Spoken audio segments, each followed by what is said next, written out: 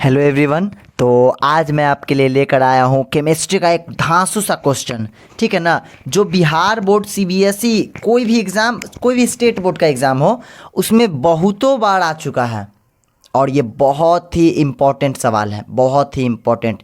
It is the most important inorganic का सवाल है केमिस्ट्री क्लास 12th के लिए।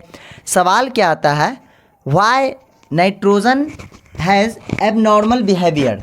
मतलब देखिए, नाइट्रोजन होता है ना, ग्रुप 15 का एलिमेंट जितना भी, नाइट्रोजन हो गया, आर्गेनिक हो गया, फॉस्फोरस हो गया, याद है ना, उन सब में नाइट्रोजन अलग बिहेवियर दिखाता है। क्यों दिखाता है, इसका आंसर हम लोग जानेंगे।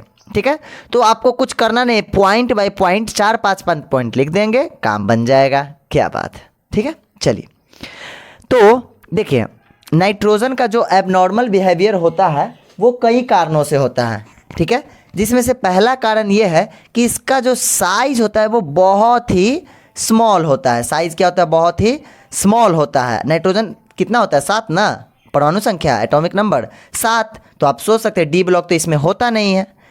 ठीक है ना, डी ब्लॉक नहीं होगा। इससे एक और क्वेश्चन भी आता है, जैसे PCl5 होता है लेकिन NCl5 क्यों नहीं होता, ये भी क्वेश्चन आता है इससे। ठीक है ना। चलिए, सेकेंड पॉइंट क्या है, ये बहुत ही इलेक्ट्रोनिगेटिव वैल्यू रखता है अपने। ठीक है, चलिए, थर्ड पॉइंट हम बता ही दिए, डी ऑर्बिटल इसमें नहीं रहता है। ठीक है, हाँ, साथ ही साथ ये मल्टीपल बॉन्ड बनाने का टेंडेंसी रखता है, 3 होता है इसका वैलेंसी। ठीक है, चलिए, समझ में आया।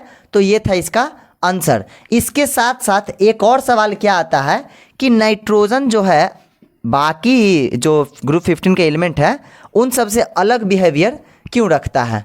ठीक है ना, चलिए, तो हम लोग ये जानेंगे अब।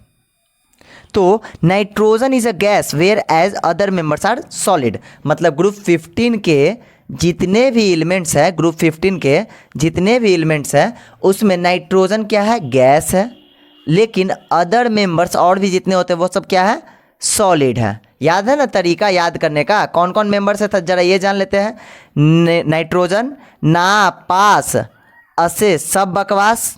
ठीक है, चलो, ये न था, एक और, चलिए, इतना हुआ। थर्ड पॉइंट क्या है, नाइट्रोजन मॉलिक्यूल इज डायटोमिक। हम लोग जैसे N2 लिखते हैं, लेकिन बाकी सब क्या है, टेट्रा एटॉमिक है, जैसे P4 लिखा जाता है। ठीक है ना, AS मतलब बाकी सारे टेट्रा एटॉमिक हैं। क्लियर है। चलिए, P4, AS4, SB4 ये सब हम लिखते हैं। ठीक है, चलिए आगे बढ़ते हैं।